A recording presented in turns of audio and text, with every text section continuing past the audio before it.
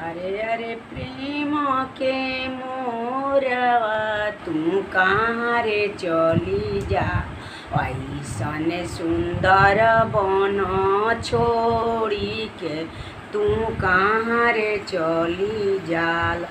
ऐसन सुंदर बन छोड़ी के हम कुंज बन जान। अरे अरे बेटी प्रियंका बेटी तू कहाँ रे चली जालू। ऐसने आमा के राज छोड़ी के तू कहाँ रे चली जालू। ऐसने आमा के राज छोड़ी के हम ससुरा घरे जानी। ऐसन आमा के राज छोड़ी के हम ससुरा घरे जानी। अरे अरे प्रेम के मोरवा तू कहाँ रे चली जई। ऐसन सुंदर बन छोड़ी के तू कहाँ रे चली जाल।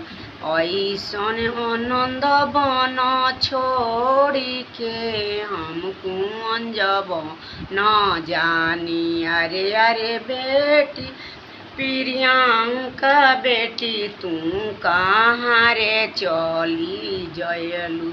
ऐसन पापा के राज छोड़ी के तू कहाँ रे चली जालू। ऐसन पापा के राज छोड़ी के हम ससुर के घरे जानी। अरे अरे बेटी प्रियंका बेटी तू कहाँ रे चली जाल। ऐसन भाभी के राज छोड़ी के तू कहाँ रे चली जालू। ऐसन भाभी के राज छोड़ी के हम गोतिन के घरे जानी। अरे अरे प्रेम के मोरवा तू कहाँ रे चली जाल। ऐसन आनंद बन छोड़ी के तू कहाँ रे चली जाल। ऐसन आनंद बन छोड़ी के हम कुंज बन जा। अरे अरे बेटी प्रियंका बेटी तू कहाँ रे चली जाल।